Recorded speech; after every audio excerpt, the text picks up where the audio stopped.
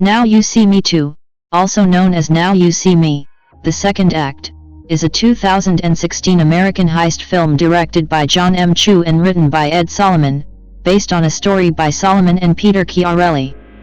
It is the sequel to Now You See Me, 2013, and the second installment in the Now You See Me film series. The ensemble cast includes Jesse Eisenberg, Mark Ruffalo, Woody Harrelson, Dave Franco, Daniel Radcliffe, Lizzie Kaplan, J. Joe, Sanaa Lathan, Michael Caine, and Morgan Freeman. The plot follows the Four Horsemen, now led by FBI agent Dylan Rhodes, as they are coerced by tech magnate Walter Mabry into stealing a powerful data chip. The project was officially announced in July 2013.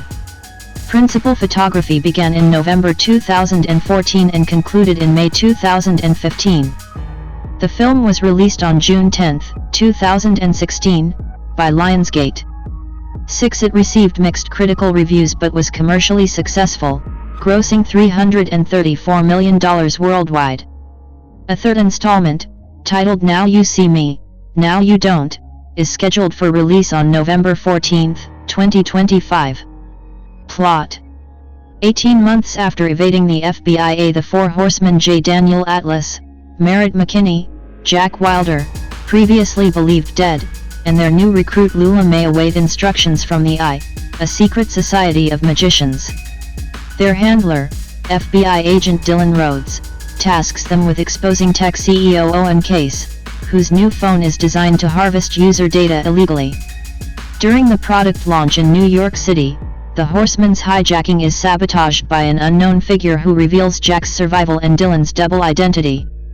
Natalie Austin, an FBI deputy director, is in charge of apprehending the Horsemen and Dylan. The group flees from the authorities, but are unexpectedly transported to Macau, where they are captured by Chase, Merritt's twin brother, and taken to Walter Mabry, a tech magnate and former partner of Case. Walter, whose design for a data decryption chip was stolen by Case, coerces the Horsemen into stealing the chip from a secure facility. Though hesitant, Daniel agrees, hoping to double-cross Walter and steal the chip. The team acquires tools from a local magic shop run by Lee and Bulletin, then infiltrates the facility using sleight of hand to extract the chip. Meanwhile, Dylan seeks help from Thaddeus Bradley, a magic debunker he had previously imprisoned. After freeing Thaddeus, Dylan meets with Daniel, who intends to pass the chip to the Eye but is deceived by Walter. Dylan facilitates Daniel's escape with the chip but is captured by Walter and locked in a safe, drowning him in a recreation of his father's fatal accident upon Dylan learning that Walter is actually Arthur Tressler's son seeking revenge for stealing the funds from his father. Afterwards, Arthur pays Thaddeus to capture the remaining Horsemen. However, Dylan escapes and reunites with the Horsemen, who discover that their stolen chip is a decoy. They plan a final public performance in London on New Year's Eve, hoping to expose Walter and Arthur. During the show, the group is seemingly captured and thrown from a private plane. It is later revealed that the aircraft never left the ground, the flight was staged on a barge in the Thames. The Horsemen and Dylan broadcast footage exposing Walter, Arthur, and Chase's crimes, leading to their arrest by the authorities. Afterward, the Horsemen are taken to the Greenwich Observatory, where they meet other members of the Eye, including Lee, Bulletin, and Alan, a man working at the institute holding the chip, who was present for the theft. Thaddeus reveals himself as the group's leader and a former partner of Lionel Shrike, Dylan's father. He names Dylan as his successor, and the Horsemen are welcomed into the organization. Cast: Jesse Eisenberg as J. Daniel Atlas, a member of the Four Horsemen. Mark Ruffalo as Dylan Rhodes, a former FBI agent, the new leader of the Four Horsemen and the son of the late illusionist Lionel Shrike. Woody Harrelson as Merritt McKinney, a member of the Four Horsemen, and Chase McKinney, an associate of Mabry. They are twin brothers who specialize in hypnosis. Dave Franco as Jack Wilder, a magician specializing in card tricks. He is a member of the Four Horsemen. Daniel Radcliffe as Walter Mabry, Arthur Tressler's illegitimate son, a young technology tycoon. Lizzie Kaplan as Lula May, a new member of the Four Horsemen, replacing Henley. 8. Morgan Freeman as Thaddeus Bradley, a magic debunker, exposing the tricks of other magicians, the Grand Master of the Eye and a friend of Lionel Shrike. 9. J. Joe as Lee, a Macanese magic shop owner and member of the Eye. Sanaa Lathan as Deputy Director Natalie Austin, an FBI deputy director who tracks down Rhodes for helping the Horsemen. Michael Caine as Arthur Tressler, the Four Horsemen's former sponsor, who wants revenge for losing his money and power. Henry Lloyd Hughes as Alan Scott Frank, head of the Macau Science Center and member of the Eye. Ben Lamb as Owen Case, Walter's former business partner. David Warshawski as Agent Cowan, an FBI agent and a skeptic of Rhodes.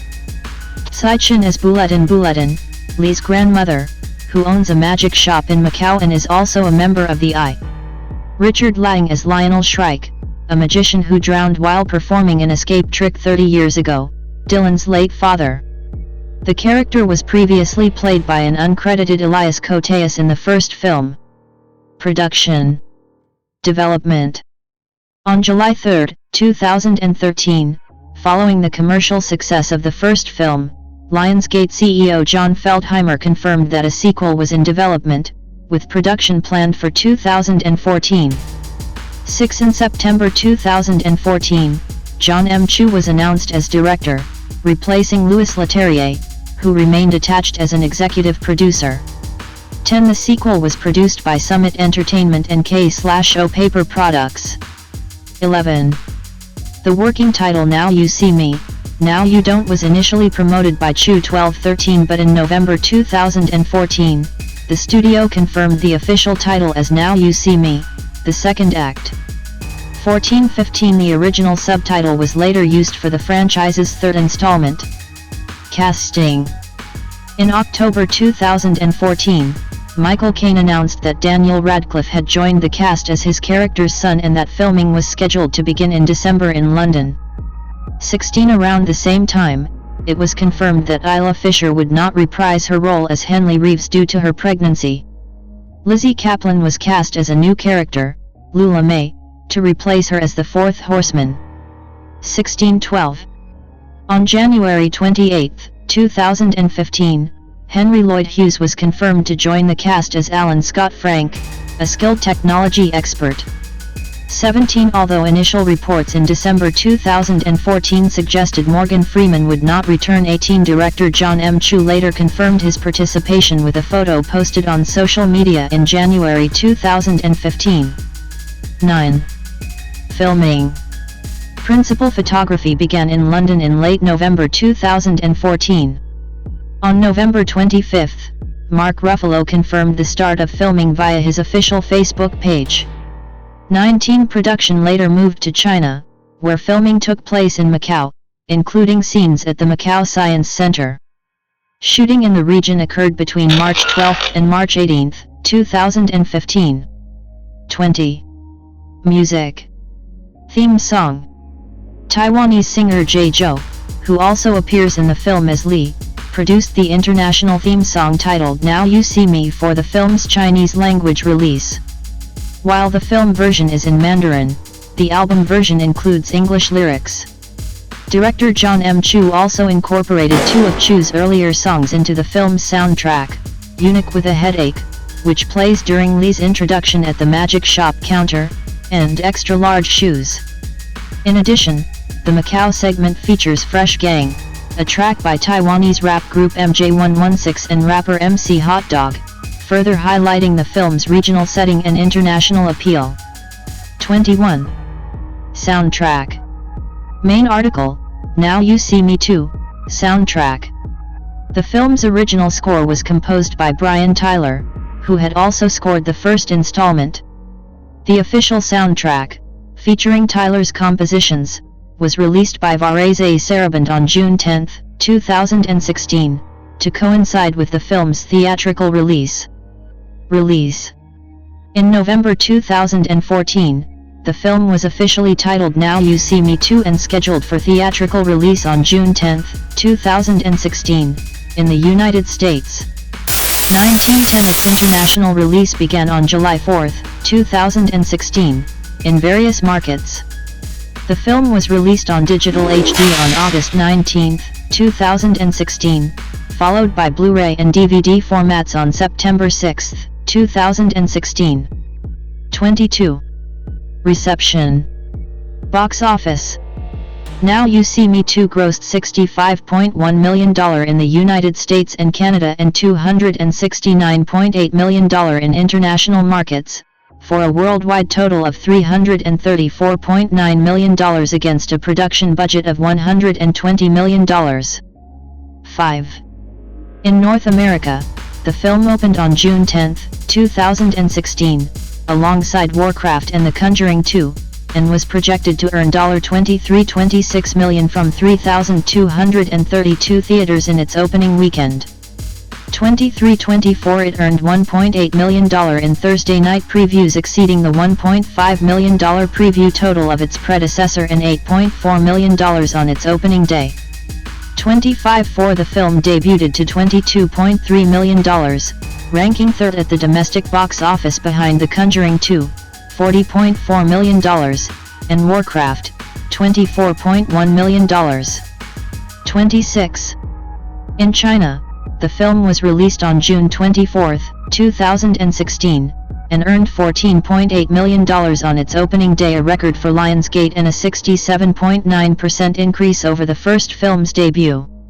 7. Its opening weekend totaled $44.4 million, another Lionsgate record. 27. China ultimately became the film's largest market, contributing $97.1 million to its worldwide gross. 28. Critical response.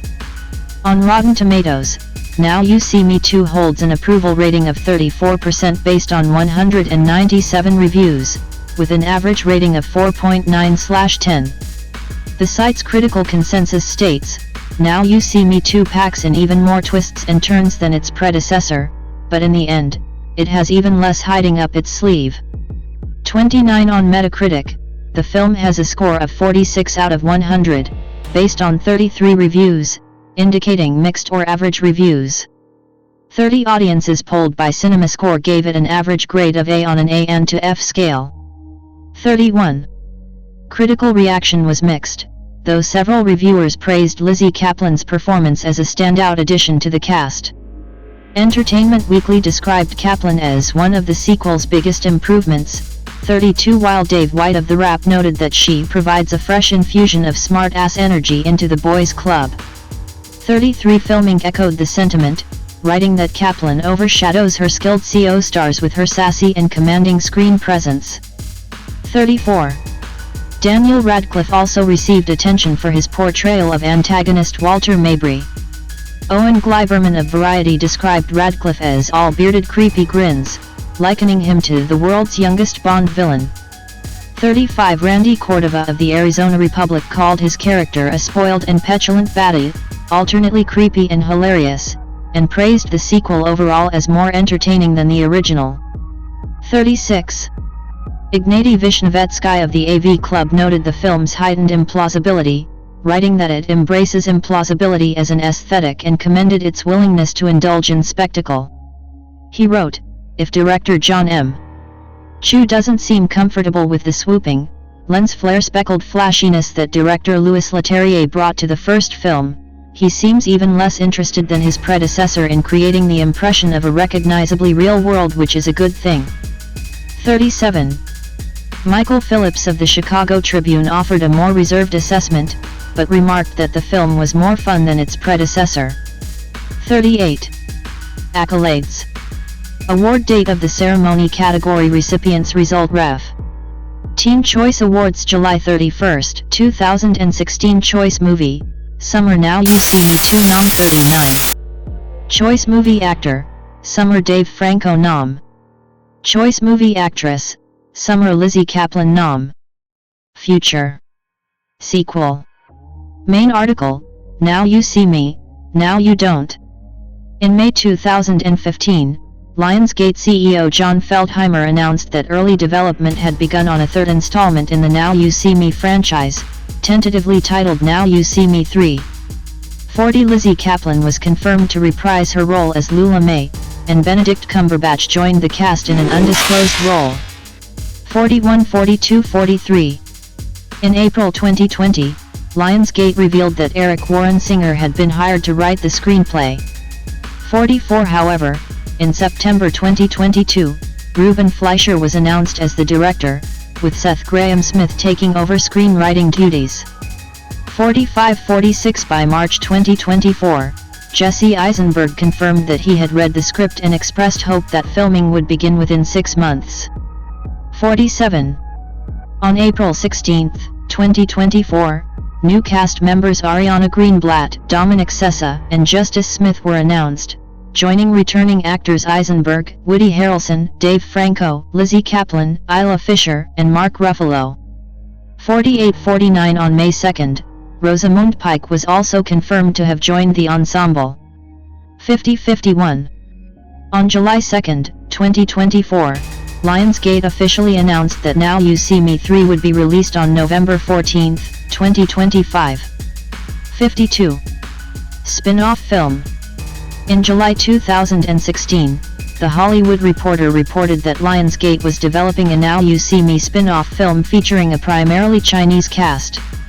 The project was set to star Jay Zhou, reprising his role as Lee from Now You See Me 2. Jesse Adam Eisenberg, /Eisenberg, born October 5, 1983, is an American actor, filmmaker, and playwright.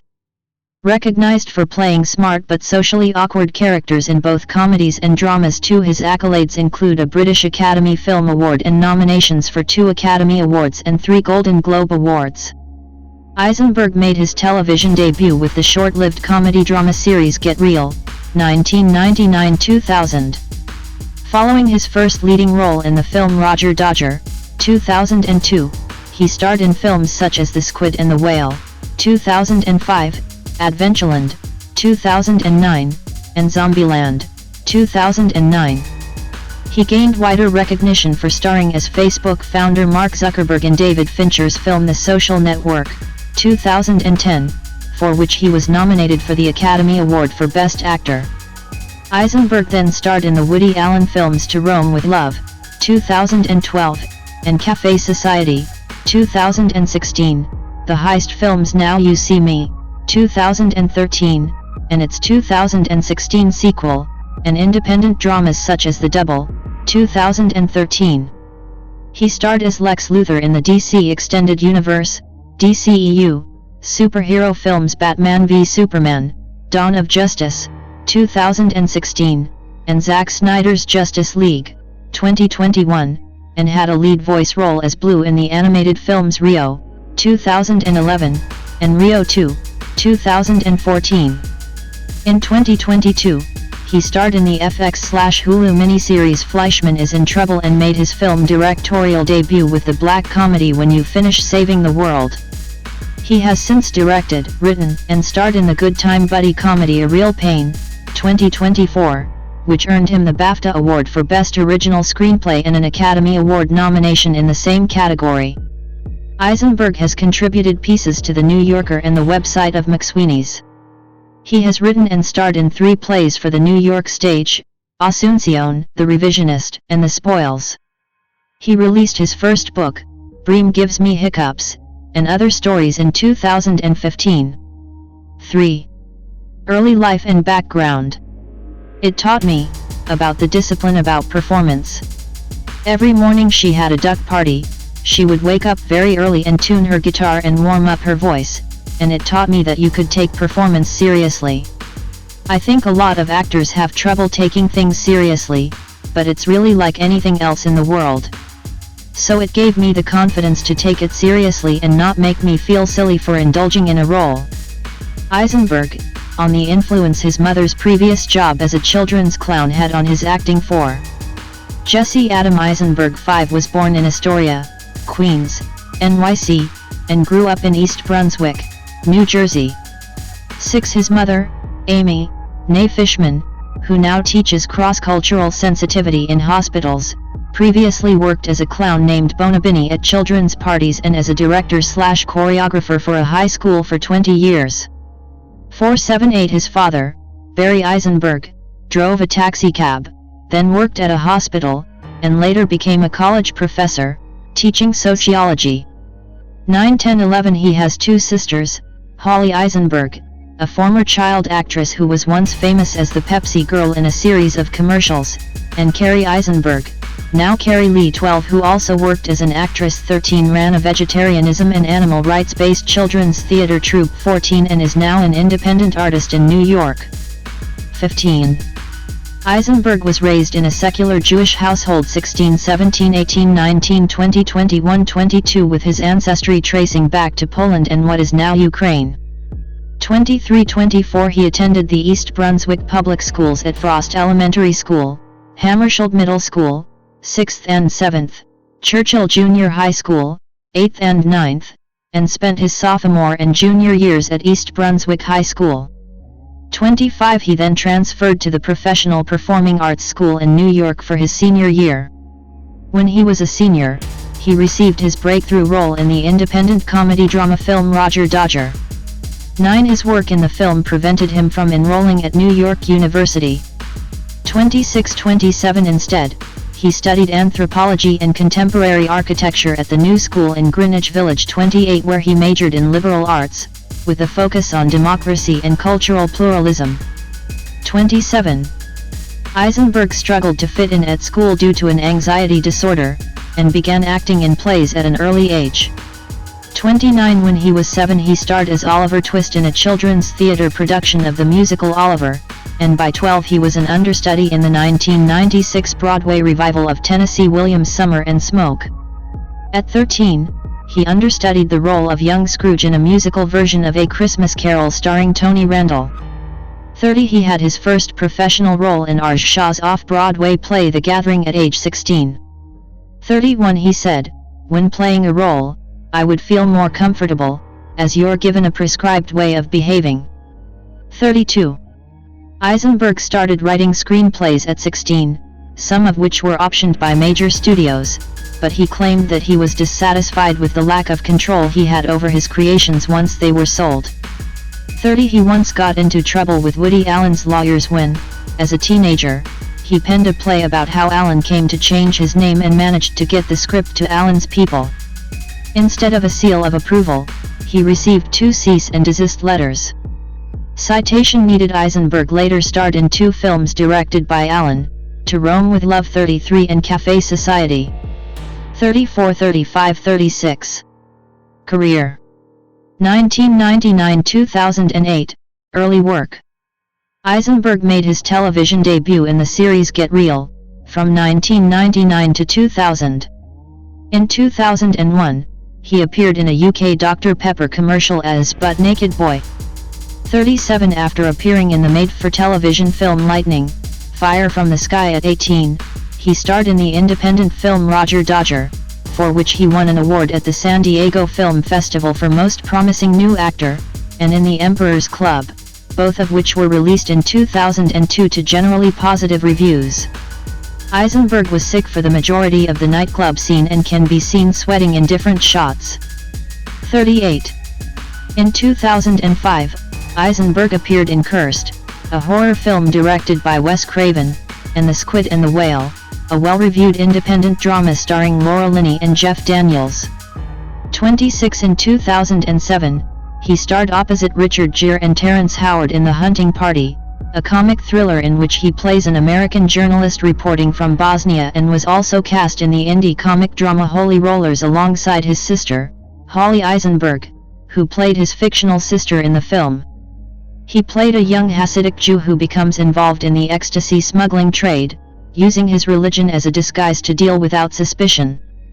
Filming took place in New York in 2008. 39. In 2009, Eisenberg played the lead role alongside Kristen Stewart, which would be the first of many collaborations between them in Adventureland, a comedy directed by Greg Motola and filmed in Kennywood Park, near Pittsburgh, Pennsylvania. Filming wrapped in October 2007. 40, and the film had its premiere at the Sundance Film Festival in 2009. During the late 2000s, he also had roles in the independent film Solitary Man, playing college student Daniel, and Camp Hell, a horror film directed by George Van Buskirk. 41-42. 2009-2011, breakthrough and critical success. Eisenberg at the premiere of Zombieland in September 2009. Eisenberg's first major box office success was a lead role in the horror comedy Zombieland, 2009. He starred opposite Woody Harrelson, Emma Stone, and Abigail Breslin as a group of survivors on a road trip through a post-zombie apocalypse America, and was a sleeper hit. 43. In 2010, he portrayed Facebook creator Mark Zuckerberg in the film The Social Network, for which he earned the Best Actor award from the National Board of Review of Motion Pictures. 44. And nominations for Best Actor at the BAFTA Awards, Golden Globes, and Academy Awards, but lost to Colin Firth for his performance of George VI in The King's Speech. According to the film's director, David Fincher, both he and screenwriter Aaron Sorkin knew Eisenberg was the one for the role as soon as they watched his audition tape, despite Eisenberg's own anxieties about his audition. 45. On November 22, 2010, Eisenberg was honored, along with Whoopi Goldberg, Jocelyn Engel, and Harvey Kruger, at the Children at Heart Celebrity Dinner Gala and Fantasy Auction, to benefit the children of the Chernobyl disaster. Steven Spielberg serves as chair of the event each year. 23. Eisenberg at the Madrid premiere of The Social Network in October 2010. On January 29, 2011, Eisenberg hosted Saturday Night Live on NBC, with musical guest Nicki Minaj. During his opening monologue, Zuckerberg himself appeared. 46. Eisenberg said that meeting the man he portrayed on screen was an overwhelming experience, and was happy that we were both able to have fun at the situation. 47. Zuckerberg, who has complained frequently about the artistic licenses taken by The Social Network, would later say that he thought Eisenberg was a little afraid to meet me after his portrayal, but I tried to be nice. 48. In 2011, he starred in the box office animated hit Rio, as the main character Blue, a metropolitan, domesticated male Spix's macaw who learns how to fly. He starred alongside Anne Hathaway, his former CO star, an on-screen sibling, from Get Real. 49. As well as George Lopez, Tracy Morgan, Will.I.am, and Jamie Foxx. 50. He featured in one song, Real in Rio, in the film's soundtrack, which was nominated for an Academy Award for Best Original Song. 51. He also starred alongside Aziz Ansari, Danny McBride, and Nick Swardson in 30 Minutes or Less, a film noir heist comedy about a pizza delivery man, played by Eisenberg, who is forced to rob a bank, which was released in August 2011. 52. In October 2011, Eisenberg made his playwriting debut in Rattlestick Playwrights Theater's off-Broadway production of Asuncion, staged at Cherry Lane Theater. Eisenberg also acted in the play, which was directed by Kip Fagan. The play highlights two overeducated, liberal-minded friends, played by Eisenberg and Justin Bartha, whose assumptions are challenged by their new Filipina roommate, played by Camille Mana. 53-54. 2012-2019, work as a playwright and acting roles. In 2012, he starred alongside Melissa Leo in Why Stop Now, a drama about a drug addict mother, Leo, and her piano prodigy son, Eisenberg, 55, and in the magical realist romantic comedy To Rome with Love, directed by Woody Allen. 56. That same year, he filed a $3 million lawsuit against the producers of the 2010 direct-to-DVD film Camp Hell, claiming exploitation. According to the lawsuit, Eisenberg agreed to appear in the film as a favor to his friends. He was on set for one day of filming in 2007, earned about $3,00057 and logged only a few minutes of total screen time.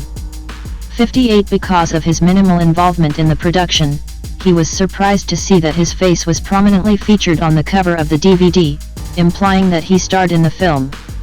His lawsuit asserts various California law causes of action, including claims for unfair business practices and publicity rights. 59. Eisenberg at the 2015 San Diego Comic-Con.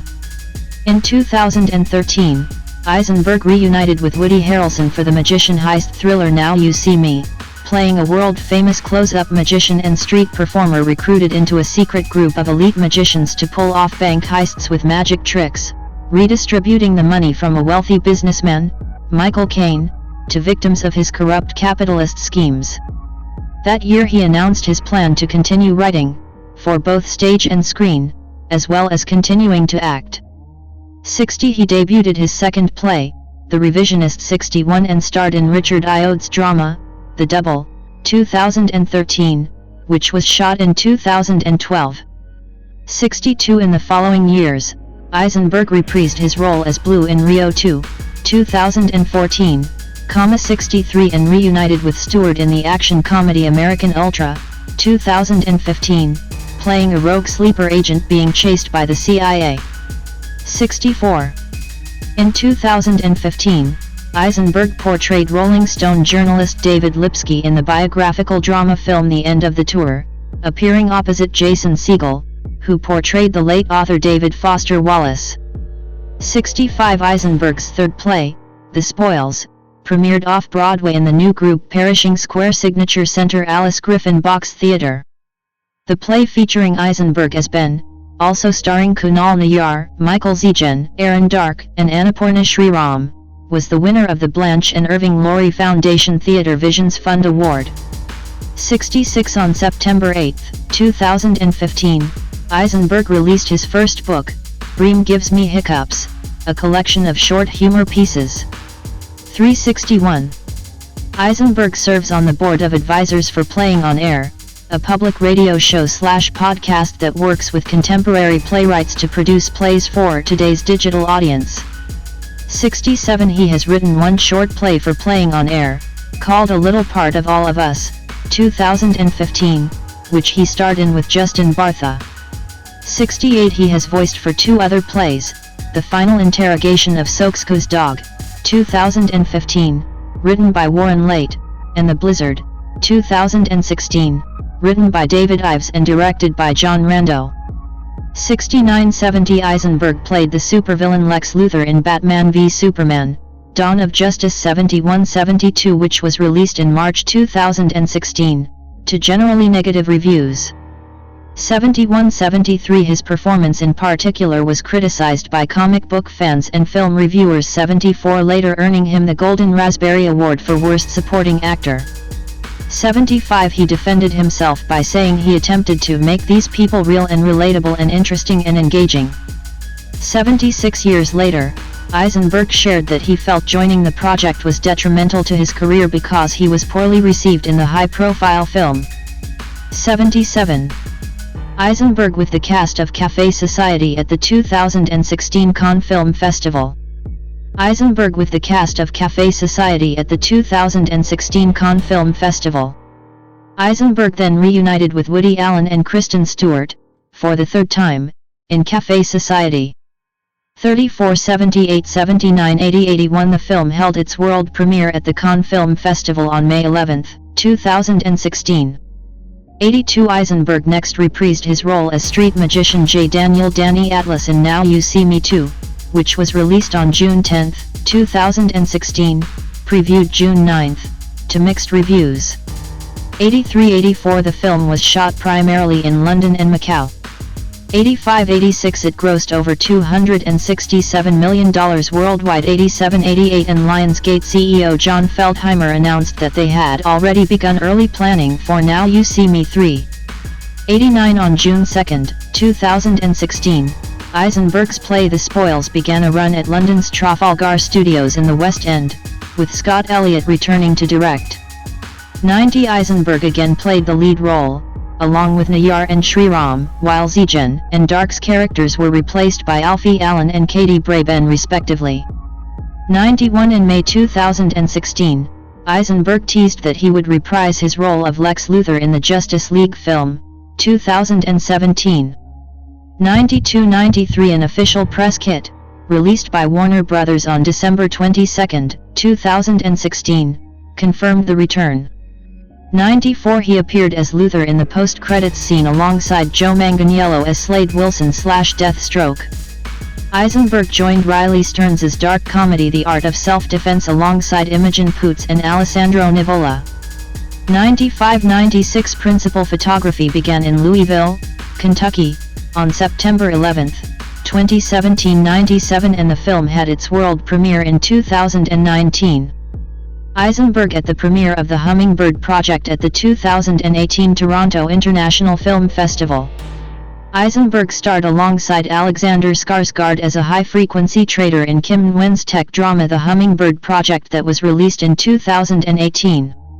98 in the same year, he produced Jeremy Workman's documentary The World Before Your Feet, which follows a 37-year-old man named Matt Green who has walked over 9,000 miles on the streets of New York City. In an interview with Variety, Eisenberg talked about the film, stating, "It's this fantastic tour of New York City. But more than that, its central character has this unusual relationship to his environment. He's simultaneously a tourist and a philosopher." 99 The documentary premiered to critical acclaim at the 2018 South by Southwest Film Festival where it was acquired by distributor Greenwich Entertainment. 100 It was released theatrically in November 2018 101 and has an approval rating of 100% on Rotten Tomatoes. 102 The same month he appeared in the Serbian TV series Igasani Urikatu as the owner of an NBA club. 103 In 2019, Eisenberg starred in the sequel Zombieland, Double Tap, directed by Ruben Fleischer. 104 Writers of the first Zombieland, Rhett Reese and Paul Wernick, penned the script with David Callahan. 105 106 107 Eisenberg's new play Happy Talk had its world premiere in 2019, with production by the New Group, marking his second collaboration with the company.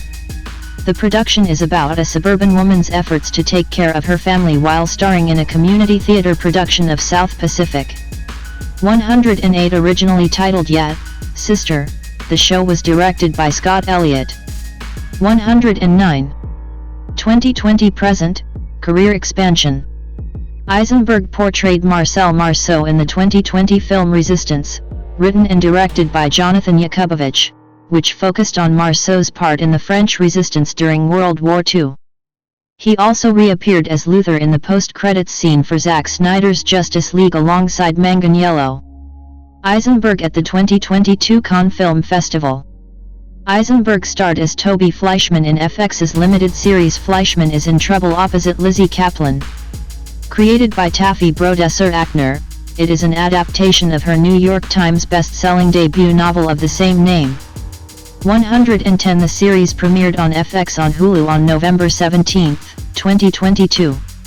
111 Eisenberg made his feature directorial debut in When You Finish Saving the World, which was adapted from his own original audiobook series. The film stars Julianne Moore and Finn Wolfhard and is produced by his Zombieland co-star, Stone. The film premiered at 2022 Sundance Film Festival and was released in cinemas on January 20, 2023. That same year he appeared as the main character, Ralphie, in the film Manodrome and received favorable reviews for his acting. 112 113 The following year, he directed and wrote the comedy drama A Real Pain, a film which he also acted in opposite Kieran Culkin. 114 It had its world premiere at the 2024 Sundance Film Festival where it received positive reviews. 115 116 Searchlight Pictures paid $10 million for the distribution rights. 117 He earned 2 Golden Globe nominations for Best Actor in a Motion Picture Musical or Comedy and Best Screenplay, as well as a nomination for the Academy Award for Best Original Screenplay. 118 119 Eisenberg's next project is a musical comedy film starring Julianne Moore and Paul Giamatti, which he will direct, write, and also contribute original music for. 120 Personal life. Eisenberg dated Anna Strout from 2002 to 2012 after they met on the set of The Emperor's Club 121 where she worked as an assistant to Lisa Bruce. 122 He then dated Mia Wasikowska, his co-star in The Double, from 2013 to 2015. 123 He later resumed his relationship with Strout. 124 And they married in 2017. 125 126 127 Their son, Banner, was born in April 2017. 128 They divide their time between Bloomington, Indiana, to which he moved to support his ailing mother-in-law, and New York City.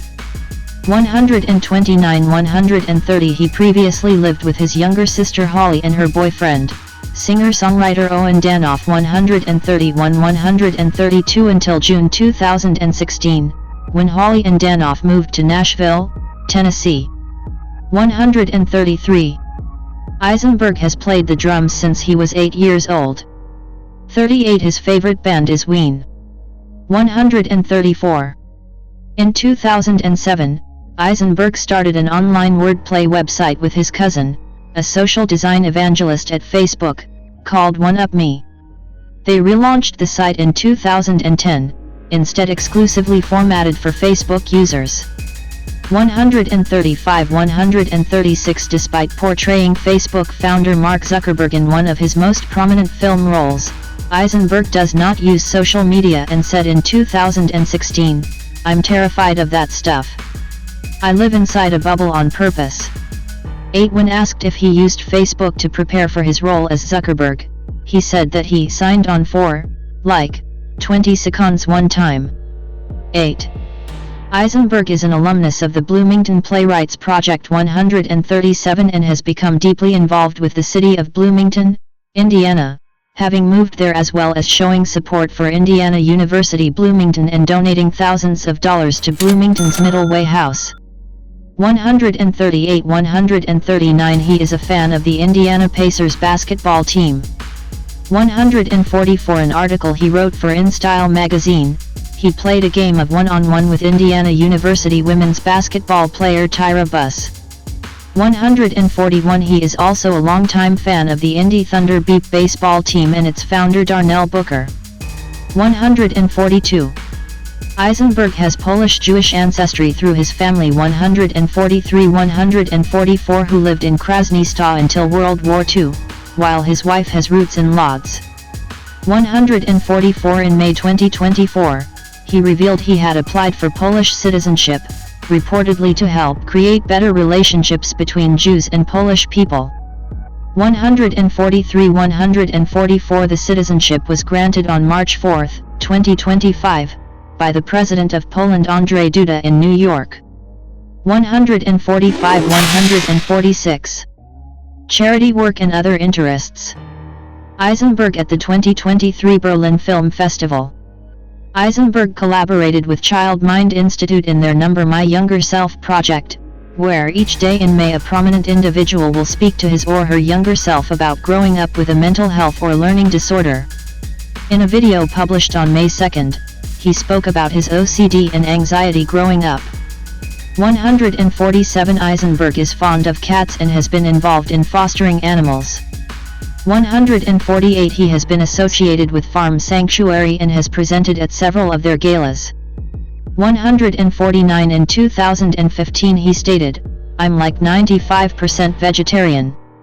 150 In September 2015, Eisenberg announced that from November, he would match donations made to Middle Way House, a domestic violence shelter in Bloomington, Indiana, up to $100,000 until April 3, 2016. All contributions made went towards the organization's mortgage payment fund that was matched by a committee, led by Eisenberg. 151 It's an incredible collective, Eisenberg told a reporter. It's the kind of place where the residents go through their wonderful program and end up working there. It's saved so many lives. 152 In an interview with Variety in March 2018, Eisenberg stated that he has raised almost $1 million for the shelter. 99 Eisenberg is a cast member with Theater of War, a performing arts non-profit that presents readings of Sophocles' Ajax and philoctets to military and civilian communities across the United States and Europe. 153 As an actor, sometimes you feel limited by the role you're in, stories without much meaning. Theater of war allows you do something that has more substance and benefits people. It's a greater purpose than just entertainment, Eisenberg said of the organization. 154. Eisenberg also works in performing for Voices of a People's History of the United States, which is an organization that works to encourage civic engagement and to further history education by bringing the rich history of the United States to life through public readings of primary source materials. 155. He read Howard Zinn's The Problem is Civil Obedience, 1970, for Voices of a People's History as part of NYU Portraits 2011 event. 156. Eisenberg is involved with Keep America Beautiful, which engages individuals to take greater responsibility for improving their community environments. 157. As well as Shoe Revolt, a hybrid startup company that auctions celeb shoes to raise funds to deploy a social franchising model which aims to educate, engage, and empower youth to take the lead in the fight against domestic sex trafficking through peer-to-peer involvement, training, activism and social enterprise development. 158. On September 12, 2016, Eisenberg, Kate Blanchett, Chiwetel Ejiofor, Peter Capaldi, Douglas Booth, Neil Gaiman, Keira Knightley, Juliet Stevenson, Kit Harington, and Stanley Tucci were featured in a video from the United Nations Refugee Agency UNRWA to help raise awareness about the global refugee crisis. The video, titled What They Took With Them, has the actors reading a poem, written by Jennifer Toxvig and inspired by primary accounts of refugees, and is part of UNRWA's Number with Refugees campaign, which also includes a petition to governments to expand asylum to provide further shelter, integrating job opportunities and education. 159-160. Eisenberg participated in the inaugural The 24-Hour Musicals, Los Angeles on July 17, 2017, at the United Artists Theater, Ace Hotel. 127-161. He composed the music and co-wrote, alongside his writing partner, Elizabeth Meriwether, Shoshana and Her Lovers, a musical about 4 lesbian sisters. The event proceeds went to the Dramatists Legal Defense Fund, a non-profit arm of the Dramatists Guild of America which advocates for the freedom of expression and advocates on behalf of all who are confronting censorship on stages across America. 162. He previously acted in 24-hour plays, on Broadway 2011 and 2015, both times for New York's Urban Arts Partnership. 163. He was a special guest at the 2011 Urban Arts Partnership Prom and was an honorary chair on the organization's 25th Anniversary Gala Benefit Committee. 164-165. On March 29, Urban Arts Partnership announced Eisenberg as a special guest for its 2018 Gala Amplified, dedicated to New Yorkers fighting inequality in public education. 166. Eisenberg was among a small group of actors and musicians who performed at the People's Summit 2017 in June, a 3-day conference of 4,000 left-wing activists and progressive political groups, as part of an adaptation of Howard Zinn's Voices of a People's History of the United States. The production, titled The People Speak, was performed after Senator Bernie Sanders' keynote address. Eisenberg was cast by brother-in-law Anthony Arnove, who, along with Zinn, edited Voices of a People's History of the United States. 167. Eisenberg spoke at a rally in support of Democratic Illinois gubernatorial candidate Daniel Biss on March 10, 2018, as well as at a meet and greet hosted by Reclaim Chicago and University of Chicago Student Action the day before, alongside State Representative Will Guzzardi.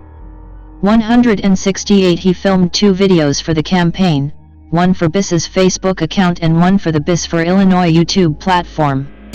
169-170. Acting credits and awards. Main articles, works by Jesse Eisenberg and list of awards and nominations received by Jesse Eisenberg. According to the review aggregator site Rotten Tomatoes, Eisenberg's most critically acclaimed films are Roger Dodger, 2002, The Squid and the Whale, 2005, Adventureland, 2009, Zombieland, 2009, The Social Network, 2010, The End of the Tour, 2015, Wild Indian, 2021, and A Real Pain, 2024. 171. Eisenberg has been recognized by the Academy of Motion Picture Arts and Sciences for the following: 83rd Academy Awards, Best Actor, nomination, for The Social Network, 2010. 97th Academy Awards, Best Original Screenplay, nomination, for A Real Pain, 2024, Mark Alan Ruffalo, born November 22, 1967 too, is an American actor. He began acting in the late 1980s and first gained recognition for his work in Kenneth Lonergan's play This Is Our Youth, 1996, and drama film You Can Count on Me, 2000. He went on to star in the romantic comedies 13 Going on 30, 2004, and Just Like Heaven, 2005, and the thrillers In the Cut, 2003, Zodiac, 2007, and Shutter Island, 2010. He received a Tony Award nomination for his supporting role in the Broadway revival of Awake and Sing. In 2006, Ruffalo has gained international recognition for playing Bruce Banner/Hulk in the Marvel Cinematic Universe, beginning with the film The Avengers, 2012.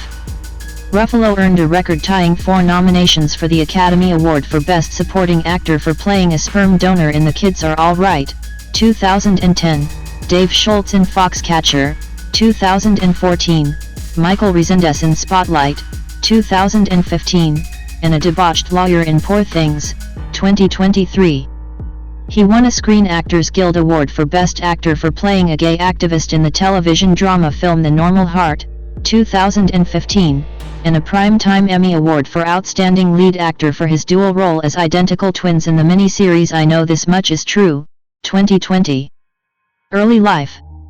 Mark Alan Ruffalo was born on November 22, 1967, in Kenosha, Wisconsin. His mother, Marie Rose, née Bear, is a hairdresser and stylist, while his father, Frank Lawrence Ruffalo Jr., worked as a construction painter.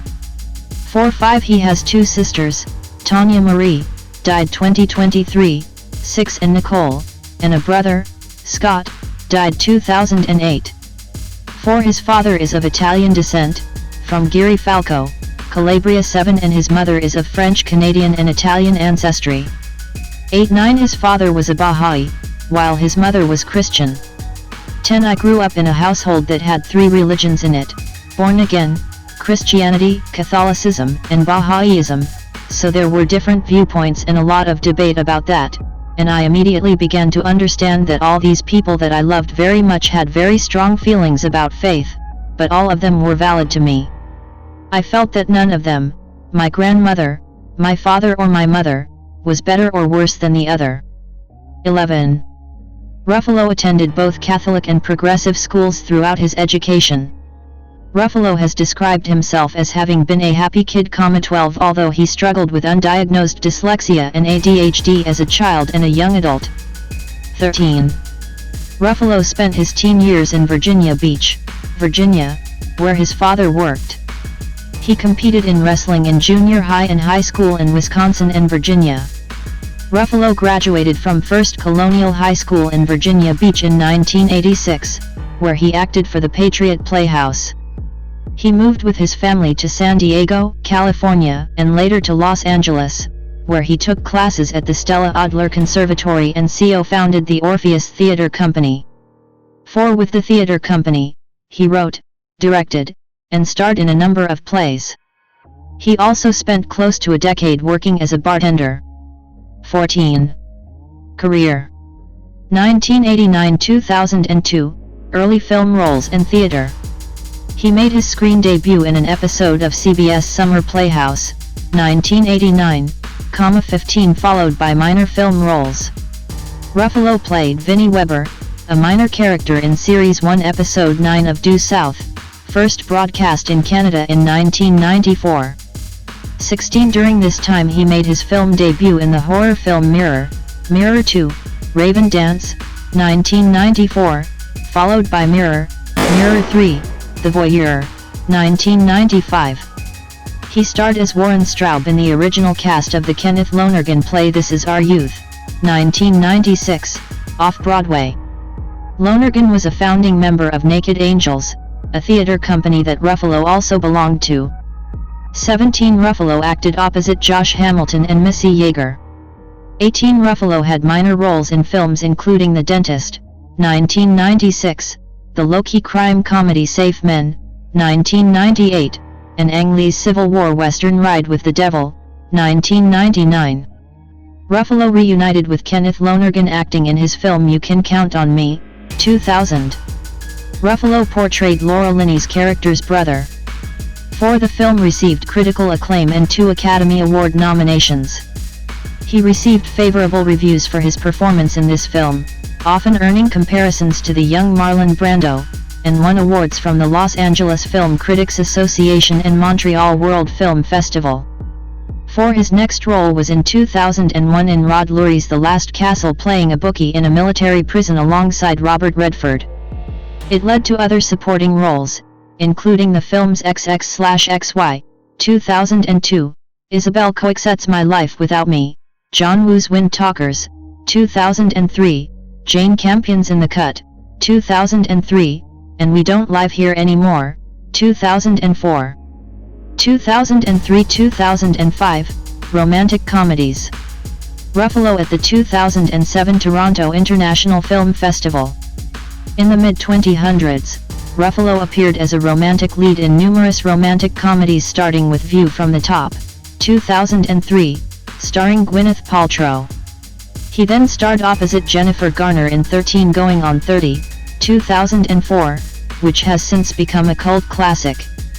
That same year he also acted in Michel Gondry's romantic fantasy drama Eternal Sunshine of the Spotless Mind, 2004, starring Kate Winslet and Jim Carrey. In the film, Ruffalo plays a supporting role as Stan, who is a technician in charge of erasing people's memories of each other. That same year he acted opposite Jamie Foxx and Tom Cruise as a narcotics detective in Michael Mann's crime thriller Collateral, 2004. Todd McCarthy of Variety praised Ruffalo, writing, "He provides an extra dimension of intelligence to what initially looks like a stock cop role." 19 He starred in Just Like Heaven, 2005, with Reese Witherspoon, which was adapted from the French novel by Marc Levy entitled If Only It Were True. That same year he acted in the Rob Reiner romantic comedy Rumor Has It, 2005, starring Jennifer Aniston, Kevin Costner, and Shirley MacLaine. 2006-2011, expansion into Broadway, direction, and dramatic roles. In 2006 he starred in the political drama remake All the King's Men, acting opposite Sean Penn, Kate Winslet, Jude Law, and Anthony Hopkins. The film was adapted by Stephen Zaillian based on the Robert Penn Warren 1946 novel of the same name. Also in 2006, Ruffalo made his Broadway debut starring as Mo Axelrod in Clifford Odets's Awake and Sing at the Belasco Theater in New York. Ruffalo acted alongside Lauren Ambrose, Pablo Schreiber, and Zoe Wanamaker. Charles Isherwood of the New York Times wrote of his performance, "Nobody slings it with more panache than Mark Ruffalo, the soulful movie and stage actor making his Broadway debut here." 20 David Rooney of Variety wrote, "The most arresting work on stage comes from Ruffalo, channeling prickly charm into a proud man who uses glib aggression to camouflage his frustration." Ruffalo's scenes with Ambrose are the drama's most electric moments. 21 The role earned him a nomination for Tony Award for Best Featured Actor in a Play. 4. In March 2007, he appeared in David Fincher's crime thriller Zodiac as SFPD Homicide Inspector Dave Toschi, who ran the investigation to find and apprehend the Zodiac Killer from 1969 through most of the 1970s. Ruffalo acted opposite Jake Gyllenhaal and Robert Downey Jr. Critic Roger Ebert described Ruffalo's performance, writing, "Ruffalo plays him not as a hotshot but as a dogged officer who does things by the book because he believes in the book." Toschi was role model for the Clint Eastwood film Dirty Harry. 22 That same year, Ruffalo played divorced lawyer Dwight Arno, who accidentally kills a child and speeds away, in Terry George's film Reservation Road, based on the novel by John Burnham Schwartz. 23. In 2008, Ruffalo starred as a con man in The Brothers Bloom with Adrian Brody and Rachel Weisz, and co-starred with Julianne Moore in Blindness. 2008 also saw Ruffalo in Brian Goodman's What Doesn't Kill You with Ethan Hawke and Amanda Peet, which was shown at the Toronto International Film Festival. In 2009, he played a brief role in the film Where the Wild Things Are as Max's mother's boyfriend. Ruffalo at the premiere of The Kids Are All Right in Berlin, 2010. Ruffalo directed a number of plays during his time at the Orpheus Theatre Company, and made his feature film directorial debut with 2010 indie film Sympathy for Delicious starring Juliette Lewis, Laura Linney, and Ruffalo 24, which premiered at the Sundance Film Festival and won the Special Jury Prize. 25-26 In March 2010, Ruffalo signed with the Creative Artists Agency, CAA. 27 In June 2010, he signed on with the United Talent Agency, UTA. 25. In 2010, he co-starred in the Martin Scorsese thriller Shutter Island as U.S. Marshal Chuck All, the partner of Leonardo DiCaprio's character Teddy Daniels. 28 Also in 2010, he starred in Lisa Kolodenko's The Kids Are All Right, with Annette Bening and Julianne Moore. Ruffalo stated in an interview that he approached Kolodenko after watching High Art and said he would love to work with her. Years later, she called Ruffalo and said she wrote a script and had him in mind for the part. Justin Lowe of The Hollywood Reporter praised all three leads for their chemistry and performances, writing, "Moore, Bening and Ruffalo all deliver endearingly quirky comic performances." 29 His role earned him an Academy Award nomination for Best Supporting Actor. 30. 2012-2019, Marvel Films. Ruffalo at the Toronto premiere of The Avengers in 2012. Ruffalo starred in The Avengers, 2012, the sixth installment of the Marvel Cinematic Universe, replacing Edward Norton as Dr. Bruce Banner/the Hulk. 31 Peter Bradshaw of The Guardian praised Ruffalo's work, writing, "Ruffalo actually makes Bruce and Hulk interesting, even droll characters. He also plays the monster in MoCap, superior to the Eric Bana and Edward Norton incarnations, and his version ingeniously locates the big green monster's secret not in the over-rehearsed subject of anger management but depression and self-hate." 32 He reprised the role again in Iron Man 3, 2013, 33 and in Avengers, Age of Ultron, 2015. 34. In 2013, he starred in the romantic comedy Begin Again, acting alongside Keira Knightley. The film received positive reviews and was a financial success. The following year, Ruffalo starred as Ned Weeks in the HBO television adaptation of Larry Kramer's AIDS-era play, The Normal Heart, 2014. His performance earned him an Emmy nomination. 35 He says he has had an outpouring of support for his performance. "I've never had so sincere and vulnerable a response from people for anything that I've ever done. And of everything that I've done since I've been on social media, which hasn't been that long, by the way, I haven't had such an overwhelmingly positive response as I have from The Normal Heart directly to me. And it's a blessing, man. If this is it, if I have a piano dropped on me tomorrow, then I would go down thinking, you know what, I did okay as far as my career goes, because that's a gift. That's rare." 36. Also in 2014, Ruffalo received his second Academy Award nomination for his portrayal of wrestler Dave Schultz in the biographical drama Foxcatcher, directed by Bennett Miller.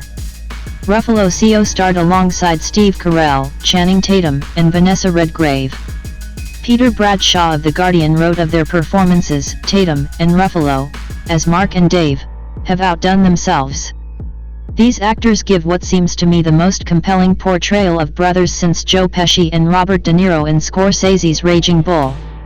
37 The next year in 2015, he starred as a father of two with bipolar disorder in the independent comedy film Infinitely Polar Bear, for which he earned a Golden Globe Award for Best Actor Motion Picture Musical or Comedy nomination. Also in 2015, he portrayed journalist Michael Rezendes in the drama film Spotlight, for which he earned his third Academy Award nomination and a BAFTA Award nomination. Ruffalo acted opposite Michael Keaton, Rachel McAdams, John Slattery, and Liev Schreiber. Ruffalo told The Hollywood Reporter that he met with Resendes and studied him as research for the film, saying, "I spent a lot of time with the real journalist, I had meals with him. I talked with him for hours. I sat next to him at work, I watched him work the phones. I watched him write his stories. I talked to him about his life and his family. I had him give me tours of Boston. As much as I could soak him up seemed to be the most important part." 38. The following year he portrayed Agent Dylan Rhodes in Now You See Me Too, 2016, and executive produced the romantic drama Anything, 2017. He returned to Broadway in the revival of the Arthur Miller play The Price, 2017, at the American Airlines Theatre. Ruffalo acted opposite Danny DeVito and Tony Shalhoub. Marilyn Stasio of Variety wrote, "Ruffalo and DeVito clearly get a kick out of the buying and selling rituals of Victor and Solomon. There is warmth in their tones and mutual respect in their exchange of confidences." 39. In 2019, he starred as Robert Bylot in the Todd Haynes-directed legal thriller Dark Waters, which he also produced. The film co-starred Anne Hathaway, Tim Robbins, Bill Pullman, and Victor Garber. During this time he reprised his role of Bruce Banner in Thor, Ragnarok, 2017, 40 Avengers, Infinity War, 2018, 41-42 Captain Marvel, 2019, 43 and Avengers, Endgame, 2019. 44 He has been noted for spoiling the endings of Avengers, Infinity War a year ahead of theatrical release, 41-42 as well as Avengers, Endgame a few weeks ahead of release. 44. 2020 present, critical resurgence and continued work in Marvel. In 2020, Ruffalo portrayed dual roles of Dominic Birdsey/Thomas Birdsey in the HBO limited series I Know This Much Is True, where he also served as an executive producer. Daniel Daddario of Variety wrote, "Ruffalo's performances carry the series. This is his two-man show, with supporting characters glimmering in and out." 45 For his role he earned the Primetime Emmy Award for Outstanding Lead Actor in a Limited or Anthology Series or Movie. Ruffalo has continued to appear as Bruce Banner/the Hulk in Shang-Chi and the Legend of the Ten Rings, 2021, 46 and in the Disney N series She-Hulk, Attorney at Law, 2022. He's set to reprise the role in the film Spider-Man, Brand New Day, 2026. 47 In 2022 he acted in the Netflix science fiction action comedy The Adam Project opposite Ryan Reynolds, Jennifer Garner, and Zoe Saldana. In 2023, he starred in the Yorgos Lanthimos directed black comedy fantasy film Poor Things starring Emma Stone and Willem Dafoe. The film premiered at the Venice International Film Festival, where it received the Golden Lion. Maureen Lee Lenker of Entertainment Weekly wrote, "Ruffalo appears to be having the time of his life, chewing the scenery with a manic glee. He's built a career playing solid, decent men, and what fun it is to watch him play a reprobate cat and a puffed-up vainglorious peacock, a man whose ego is the size of an entire continent." 48 He received Critics' Choice, Golden Globe, and Academy Award nominations for his performance. The same year, he played Daniel LeBlanc in the Netflix miniseries All the Light We Cannot See, 2023. The series is based on Anthony Doerr's Pulitzer Prize-winning novel of the same name 49 and was released November 2, 2023. 50. In 2025, he portrayed Kenneth Marshall in the Bong Joon-ho directed science fiction film Mickey 17. Ruffalo acted opposite Robert Pattinson, Stephen Yeun, and Toni Collette. The film is based on the novel Mickey 7 by Edward Ashton. 51. Personal life. Ruffalo with wife Sunrise Koingi at the red carpet of What Doesn't Kill You in 2008.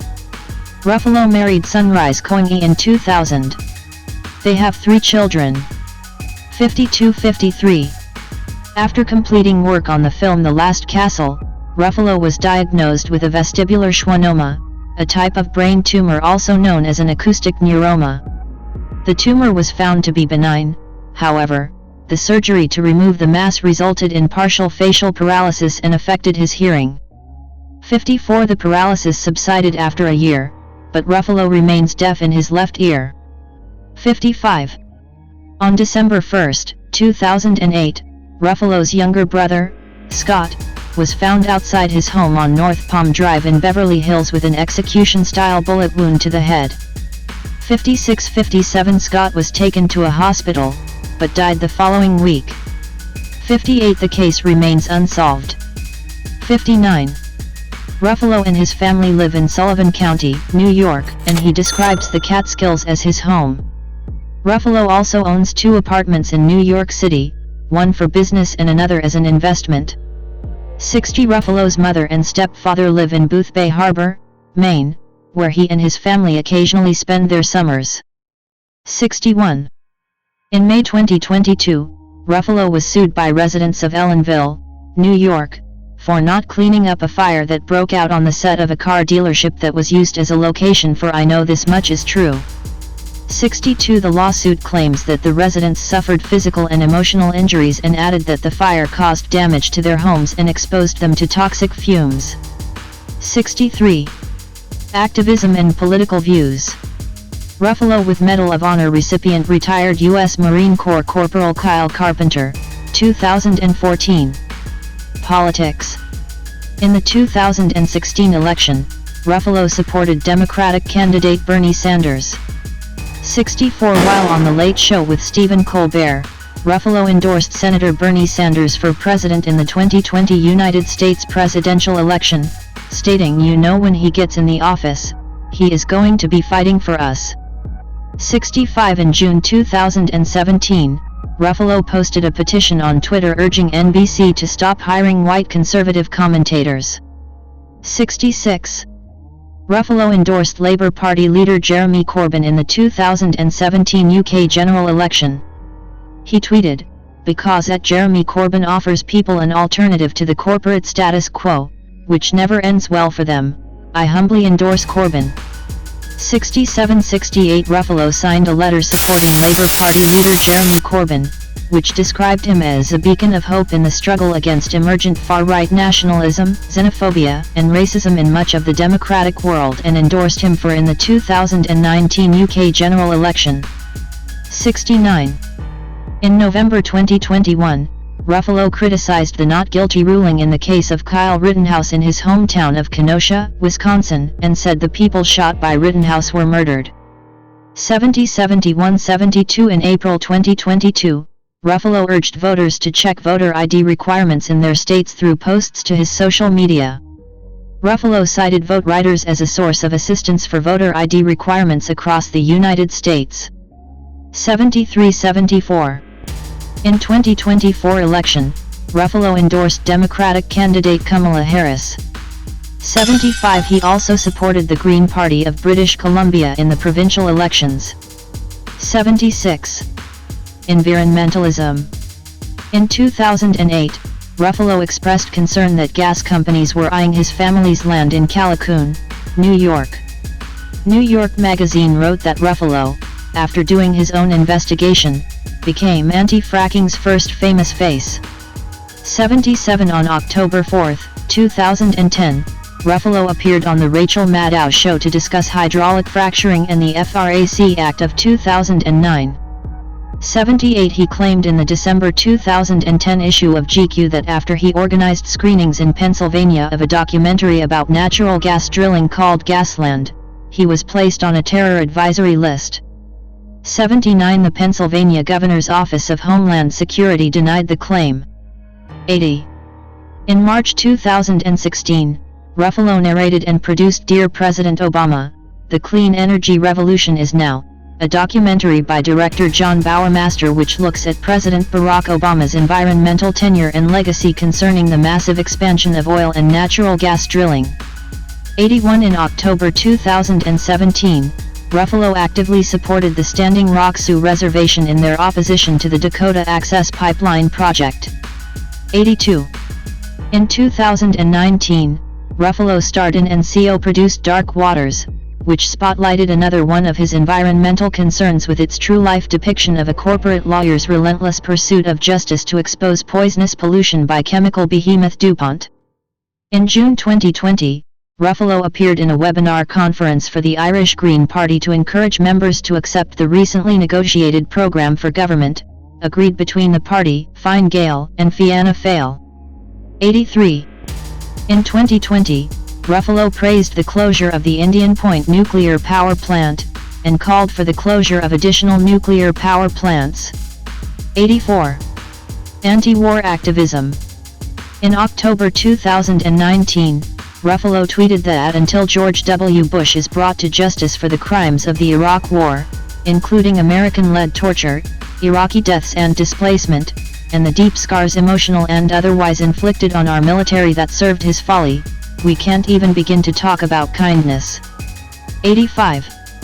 In October 2020, speaking to Mehdi Hassan, Ruffalo condemned what he called Israel's asymmetrical warfare against the Palestinians, stating, "There is no reason that an ally of America should not be held to the same standards as any other nation in the world."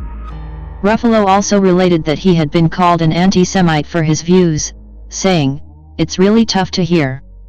And the fact that so many people will take it to that extreme, when you're talking about that kind of inequality, that kind of oppression, that kind of apartheid." 86. During the 2021 Israel-Palestine crisis, Ruffalo posted numerous tweets critical of Israel.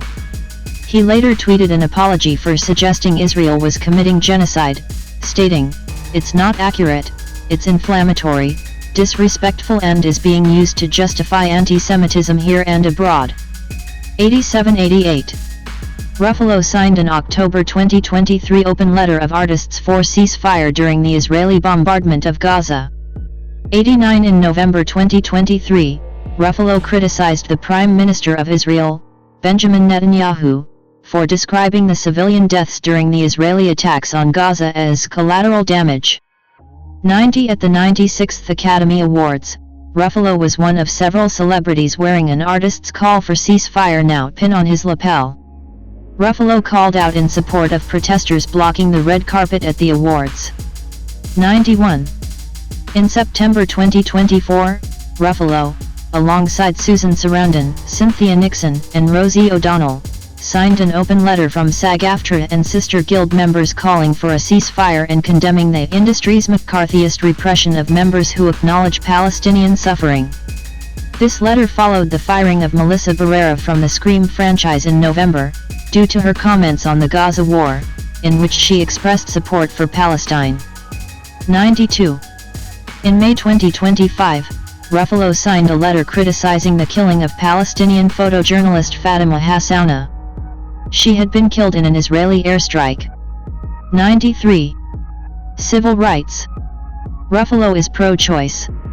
He has explained his opinion by saying, "I don't want to turn back the hands of time to when women shuttled across state lines in the thick of night to resolve an unwanted pregnancy, in a cheap hotel room."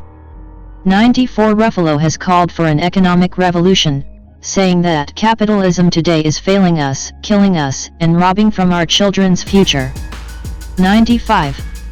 He has shown support for the LGBTQ community. 96. However, he has received backlash from the transgender community for supporting the casting of Matt Bomer, a cisgender man, to play a trans woman in the film Anything, on which Ruffalo was an executive producer. 97.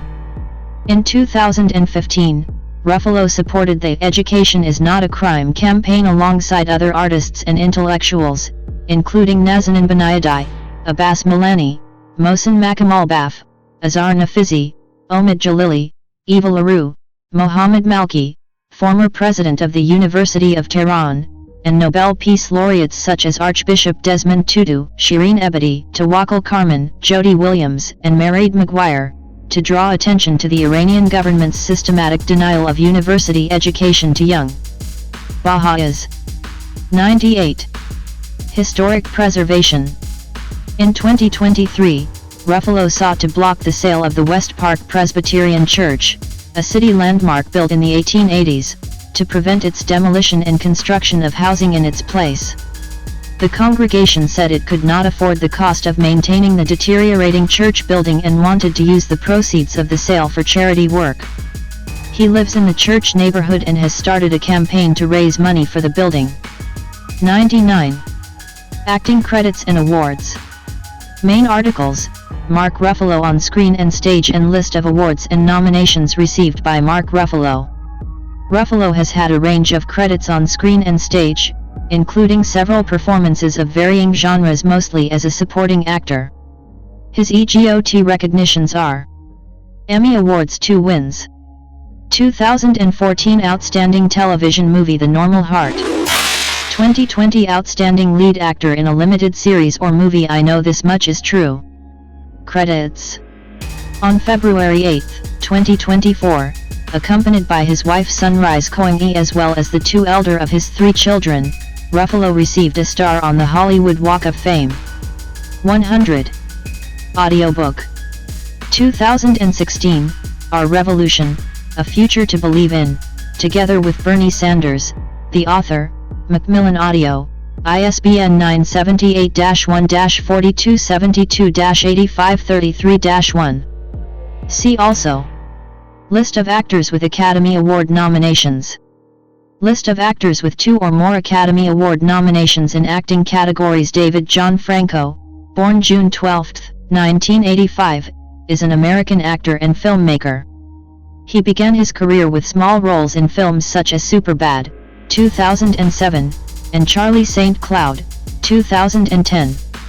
Following a starring role in the final season of the comedy series Scrubs, 2009-2010, Franco had his film breakthrough with a supporting role in the buddy comedy film 21 Jump Street, 2012. Franco has also starred in Fright Night, 2011, Now You See Me, 2013, and its sequel Now You See Me Too, 2016, Neighbors, 2014, and its sequel Neighbors 2, Sorority Rising, 2016, Nerve, 2016, The Disaster Artist, 2017, and Day Shift, 2022.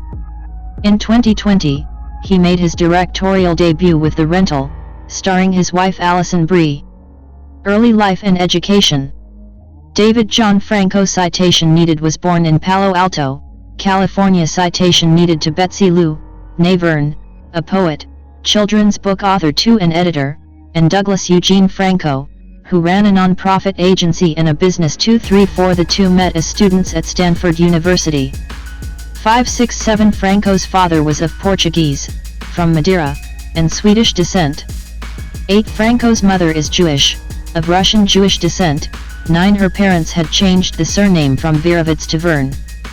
Franco's paternal grandmother, Marjorie Peterson Franco, is an author of young adult books. 10-11. Franco's maternal grandmother, Mitzi Levine Verne, owned the Verne Art Gallery, a prominent art gallery in Cleveland, and was an active member in the National Council of Jewish Women. 12. 13. 14. Franco grew up in California with his two older brothers, James and Tom, both of whom are also actors. 15. Franco studied at the University of Southern California, and originally envisioned himself as a high school teacher teaching creative writing, until his brother James, Franco's manager, guided him to a theater class when he was a sophomore, where he started learning acting skills. 16. Franco first became interested in filmmaking while working at a video rental store when he was 14. He was paid in free movie rentals, as he was under the legal working age. 17. Career. 2000s. In 2006, Franco made his acting debut on the CW drama television series Seventh Heaven. He appeared in television shows such as Do Not Disturb and Young Justice. Franco also had noticeable roles in films such as Superbad and The Shortcut. In May 2008, he was cast in the CW teen drama television series Privileged. 18. The series centered on a live-in tutor for two spoiled heiresses in Palm Beach. Franco was cast in an initial major recurring role. The series premiered on September 9, 2008, to 3.1 million viewers. Ratings continued to slip each week, with the series' 6th episode reaching 1.837 million viewers. The CW did not renew the series for a second season due to low ratings. 1920. In August 2009, Variety announced Franco was cast in a regular role for the 9th season of the ABC sitcom Scrubs. Portraying the role of Cole Aronson, Franco went on to appear in all 13 episodes of the 9th season and received praise from critics for his performance. However, the 9th was the final season of the series. 21. 2010s. Franco at an LG Electronics event in 2013. MTV Network's NextMovie.com named him one of its breakout stars to watch for in 2011. 22. In August 2011, Franco starred in the 3D horror comedy film Fright Night alongside Colin Farrell and Toni Collette. The film is a remake of the 1985 film of the same name and received positive reviews from critics and went on to make over $41 million worldwide. In April 2012, Shalom Life ranked him and his brother James at number 2 on its list of the 50 most talented, intelligent, funny, and gorgeous Jewish men in the world. 23. In March 2012, Franco starred in the Columbia Pictures action comedy film 21 Jump Street, which was based on the 1987 television series of the same name. In 2013, he co-starred in the zombie romance film Warm Bodies, an adaptation of the best-selling novel of the same name. 24. The same year, Franco appeared in the ensemble crime thriller film Now You See Me. To promote the film, he was interviewed on The Bob Rivers Show, based in Seattle. Rivers persuaded Franco to show the card-throwing abilities he had learned, and Franco expertly sliced half a banana into a further half with his hotel card. 25. Franco's 2014 roles included the Seth Rogen comedy Neighbors and a cameo appearance in 22 Jump Street. 26-27. For the former, Franco won an MTV Movie Award for Best On-Screen Duo, alongside Zac Efron. Their pre-planned skit during their acceptance speech, involving both of them dressed as Robert De Niro characters and squeezing each other's crotches, sparked media backlash. 28-29-30. In 2015, he co-starred with Vince Vaughn and Tom Wilkinson in the comedy Unfinished Business. 31. In 2016, he reprised his roles in the sequels Neighbors 2, Sorority Rising, as Pete, and Now You See Me 2, as Jack Wilder. 32-33. The following year, Franco appeared in the well-received comedy The Little Hours, and the acclaimed biographical comedy drama, The Disaster Artist, which was directed by his brother, James. In the latter film, he portrays Greg Sestero, a young actor who befriends the eccentric Tommy Wiseau, and ultimately stars in Wiseau's film, The Room. In 2018, Franco starred in the addiction drama Six Balloons opposite Abby Jacobson, for Netflix. 34. Franco then had a small role in If Beale Street Could Talk, directed by Barry Jenkins. 35. In 2019, Franco starred in Zeroville, directed by his brother, James, which was originally shot in 2014, portraying the role of actor Montgomery Clift. 36. He next starred in the action thriller Six Underground, directed by Michael Bay. 37. 2020s. In 2020, Franco made his directorial debut on the horror thriller The Rental, from a screenplay he wrote alongside Joe Swanberg, which stars Alison Brie, Dan Stevens, Jeremy Allen White, and Sheila Vand. 38. It was released on July 24, 2020. 39. In 2022, Franco was in the main cast of the Apple TV and mystery comedy series The After Party. 40. Franco and Alison Brie also co-starred in supernatural body horror film Together, which premiered at the 2025 Sundance Film Festival. 41. Personal life. Franco with his wife Alison Brie in 2023. Franco started dating actress Alison Brie in 2012. In August 2015, the couple became engaged.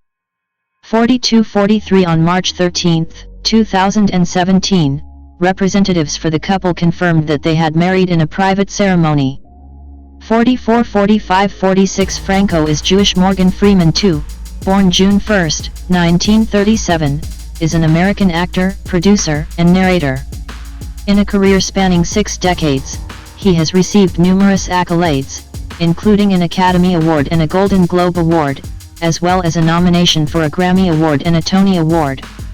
He was honored with the Kennedy Center Honor in 2008, an AFI Life Achievement Award in 2011, the Cecil B. DeMille Award in 2012, and Screen Actors Guild Life Achievement Award in 2018.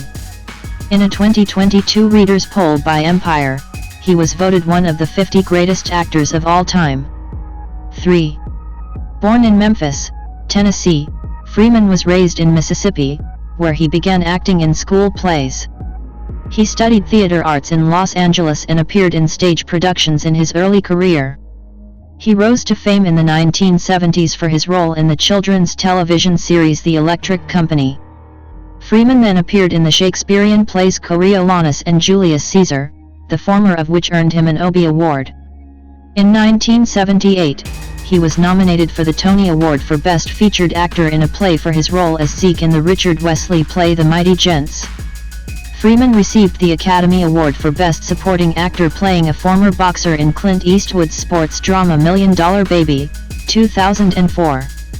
He was Oscar nominated for Street Smart, 1987, Driving Miss Daisy, 1989, The Shawshank Redemption, 1994, and Invictus, 2009.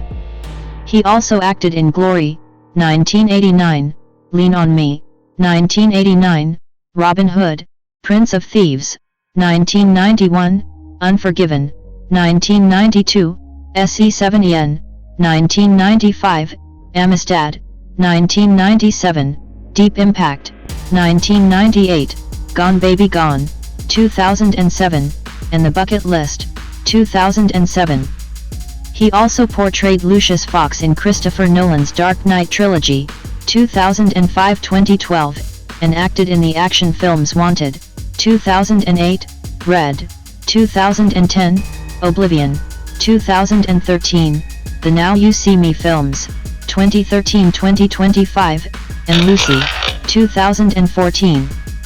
Known for his distinctive voice, he has narrated numerous documentaries including The Long Way Home, 1997, March of the Penguins, 2005, Through the Wormhole, 2010-2017, The Story of God with Morgan Freeman, 2016-2019, Our Universe, 2022, and Life on Our Planet, 2023. He made his directorial debut with the drama Bofa. 1993, he founded the film production company Revelations Entertainment with business partner Laurie McCreary in 1996, under which they produced projects such as the CBS political drama Madam Secretary, 2014-2019. Early life and education. Freeman was born on June 1, 1937 in Memphis, Tennessee.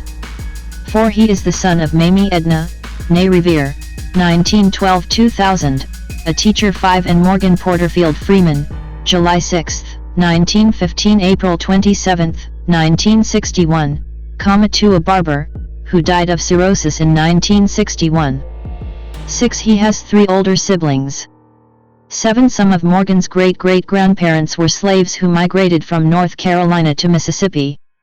He later discovered that his white maternal great-great-grandfather had lived with and was buried beside Freeman's black great-great-grandmother in the segregated South, as the two could not legally marry at the time.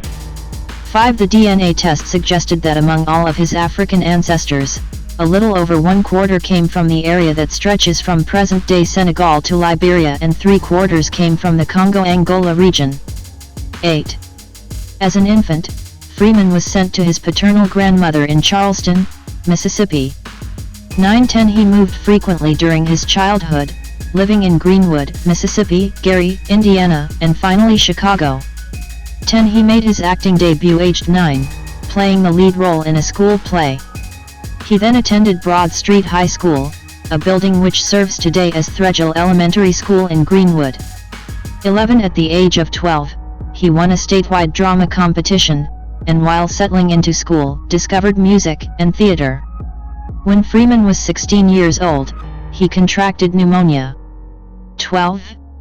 Freeman graduated high school in 1955, but turned down a partial drama scholarship from Jackson State University, opting instead to enlist in the United States Air Force. 6. He served as an automatic tracking radar repairman, rising to the rank of Airman First Class. 13. After serving from 1955 to 1959, he moved to Los Angeles and took acting classes at the Pasadena Playhouse. 6. He also studied theater arts at Los Angeles City College, where a teacher encouraged him to embark on a dance career. 14. Career. 1964–1988, early work and rise to prominence.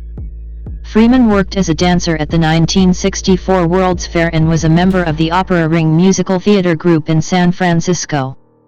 15. He acted in a touring company version of The Royal Hunt of the Sun, and also appeared as an extra in Sidney Lumet's 1965 drama film The Pawnbroker starring Rod Steiger. 15. Between acting and dancing jobs, Freeman realized that acting was where his heart lay. After The Royal Hunt of the Sun, my acting career just took off, he later recalled. 15. Freeman made his off-Broadway debut in 1967, opposite Viveka Lindfors in The Nigger Lovers, a show about the Freedom Riders during the American Civil Rights Movement. 16. Before debuting on Broadway in 1968's all-black version of Hello, Dolly. That also starred Pearl Bailey and Cab Calloway. 17. In 1969, Freeman also performed on stage in The Dozens. 18. Beginning in 1971, Freeman starred in the PBS children's television show The Electric Company, which gave him financial stability and recognition among American audiences. 10. His work on the show was tiring, so he quit in 1975. 14. Television producer Joan Gans Cooney said that Freeman loathed appearing in The Electric Company, saying it was a very unhappy period in his life. 19. Freeman later acknowledged that he does not think about the show, but he was grateful to have been a part of it. 20. His first credited appearance in a feature film was in 1971's Who Says I Can't Ride a Rainbow, a family drama starring Jack Klugman. 18. Also that year, Freeman performed in a theater production of Pirri. 21. After a short career break, he returned to work in 1978, appearing in 2 stage productions, 1978's The Mighty Gents, winning a Drama Desk Award and a Clarence Derwent Award for his role as a wino. 22. In White Pelicans. 23. Freeman continued to work in theater and a year later, appeared in the Shakespearean tragedies Coriolanus, receiving the Obie Award in 1980 for the title role. 15. As well as Julius Caesar. 24. In 1980, he had a small role as Walter in the drama Brubaker, which starred Robert Redford as a prison warden. 25. Freeman next appeared in the television film, Attica, 1980, which is about the 1971 Attica prison riot and its aftermath. 26. A year later he had a lead role in Peter Yates' Eyewitness with CO stars William Hurt and Sigourney Weaver. 27. From 1982 to 1984, Freeman was a cast member of the soap opera Another World, playing architect Roy Bingham. 28. After several small roles in dramas, he starred in Marie, 1985, a film adaptation of Marie, a true story by Peter Moss. He portrayed Charles Trauber. 29. He also appeared in the miniseries The Atlanta Child Murders. 30. Freeman also had a small role in the drama That Was Then, This Is Now, based on the novel of the same name by S.E. Hinton. 31. In the mid-1980s, he began accepting prominent supporting roles in feature films, earning him a reputation for depicting wise, fatherly characters. 10. In addition to television films, in 1987, Freeman played a violent street hustler, a role that diverged from his previous roles, in Street Smart CO starring Christopher Reeve and Kathy Baker. Freeman's performance was praised by film critics, including Roger Ebert, who wrote, "Freeman has the flashier role, as a smart, very tough man who can be charming or intimidating, whatever's needed. Freeman creates such an unforgettable villain." 32. Freeman's performance earned him an Academy Award nomination for Best Supporting Actor. 33. He later said that he considered Street Smart to be his breakthrough role. 20. In his next film, he played Craig in the drama Clean and Sober with CO stars Michael Keaton and Kathy Baker. Although the film was not a box office hit, it gained fair reviews. Roger Ebert gave the film 3.12 out of 4 stars and called the performances superb. 34. Freeman also received Obie Awards for his roles as a preacher in the musical The Gospel at Colonus, and as Hope Colburn in the play Driving Miss Daisy, respectively. 15. 1989–1996, Hollywood breakthrough. Freeman in 1998. Freeman had 4 film releases in 1989. In the first, he starred as Sergeant Major John Rollins in Glory, directed by Edward Zwick, about the 54th Massachusetts Infantry Regiment, the Union Army's 2nd African American Regiment in the American Civil War. Writing for the Washington Post, Desson Thompson praised Freeman and CO star Denzel Washington for their warming sense of fraternity. 35. Glory was nominated for 5 Academy Awards and won 3, Best Supporting Actor for Washington, Best Cinematography, and Best Sound. 36. Next, Freeman starred in the comedy drama Driving Miss Daisy, alongside Jessica Tandy and Dan Aykroyd. Based on Alfred Urry's play of the same name in which Freeman had appeared previously, he reprises his role of Hope Colburn, chauffeur for a Jewish widow. The film was a commercial success and grossed $145 million worldwide. 37. Film critics were mainly positive.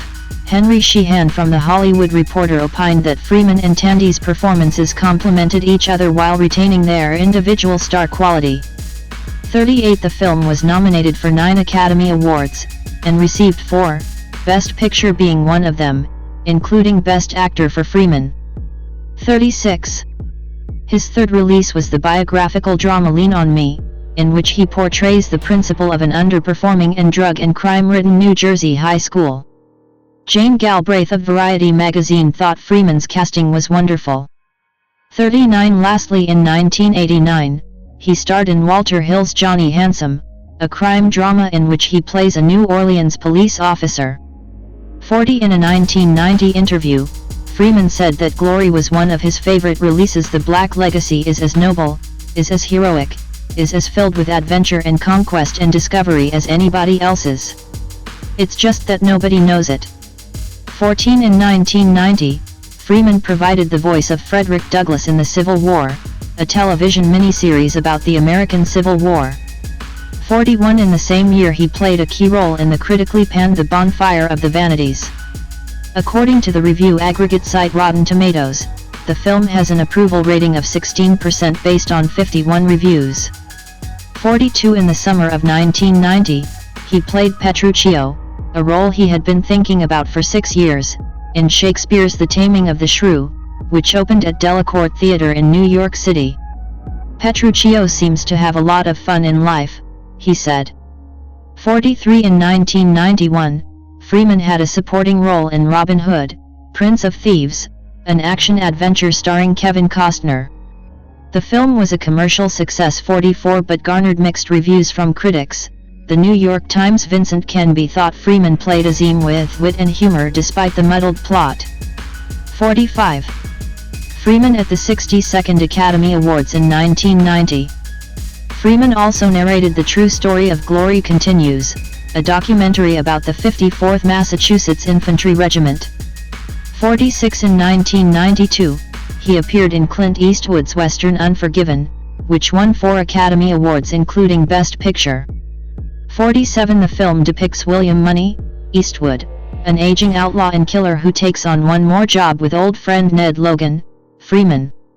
Unforgiven was widely acclaimed, with one critic calling Freeman's performance outstanding.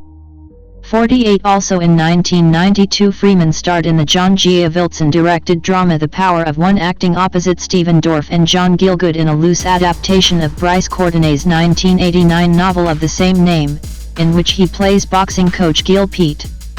49. In 1993, Freeman made his directorial debut with the drama Bofa, which tells the story of a black policeman, Danny Glover, during South Africa's apartheid era. Botha was well received, in particular for Freeman's directing. Hal Hinson of the Washington Post wrote, "Freeman lays out the father-son dynamics with great skill and very little fuss. There's no hysteria in his approach, instead, he sticks to the facts, relying on his cast to provide the emotion.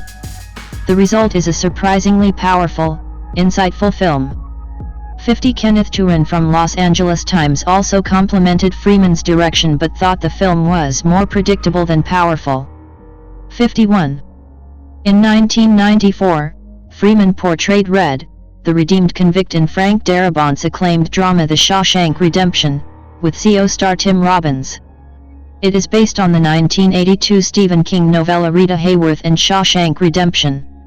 Freeman was cast at the suggestion of producer Liz Glotzer, despite the novella's character of a white Irishman. 52 Filming proved to be challenging, mainly because of Darabont's need for multiple takes. Freeman said, "The answer I'd give him was no. Having to do something again and again for no discernible reason tends to be a bit debilitating to the energy." 52 Nevertheless, his performance was described as quietly impressive and moving by the New York Times. 53 At the 67th Academy Awards, the film received Academy Award nominations for Best Picture and a nomination for Freeman for Best Actor, losing to Tom Hanks in Forrest Gump, 1994. 54 Since its release, The Shawshank Redemption has remained popular among audiences. 52 In 1994, Freeman served as a member of the jury at the 44th Berlin International Film Festival. 55. Outbreak, 1995, a medical thriller directed by Wolfgang Petersen, was Freeman's next film. He played General Billy Ford, a doctor dealing with an outbreak of a fictional virus in a small town. The film stars Dustin Hoffman, Rene Russo, and Donald Sutherland. Outbreak was a box office success, grossing $189.8 million worldwide, 56, but gained a mixed critics' response.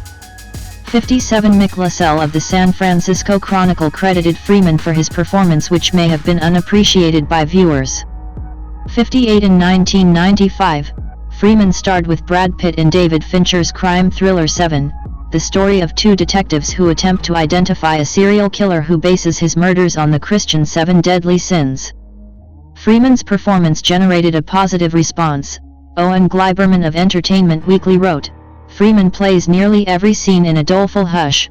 He makes you lean in to hear his words, to ferret out the hints of anger and regret that haunt this weary night." 59 The critic from Variety magazine called Freeman's acting supremely nuanced. 60. While filming Outbreak, Freeman expressed an interest in starting a film production company. He turned to McCreary, the producer of Botha, to be his business partner. Freeman explained that he wanted to achieve representation on screen, explore challenging issues and reveal hidden truths, so they chose to name their firm Revelations Entertainment. 61 A year later, he appeared in Chain Reaction as Paul Shannon, a science fiction thriller CO starring Keanu Reeves and Rachel Weisz. The film was a critical and commercial disappointment. 62-63 Next, he was cast opposite Robin Wright in 1990's IXS Mall Flanders, a period drama based on the novel of the same name. The film received a mixed reception. Greg Evans from Variety magazine said Freeman gave a sweet performance. 64 While the New York Times critic thought he was miscast. 65. 1997-2004, critical success in established actor. Freeman in 1998. In 1997, Freeman narrated the Academy Award-winning documentary The Long Way Home, about Jewish refugees' liberation after World War II and the establishment of Israel. 23 He also appeared in Steven Spielberg's historical epic Amistad alongside Jimin Hunsu, Anthony Hopkins, and Matthew McConaughey. Based on the events in 1839 aboard the slave ship La Amistad, the film was mostly well received and earned 4 nominations at the Academy Awards. 66-67 The critic from Salon magazine, however, thought the film lacked inspiration and Freeman's role was utterly cryptic.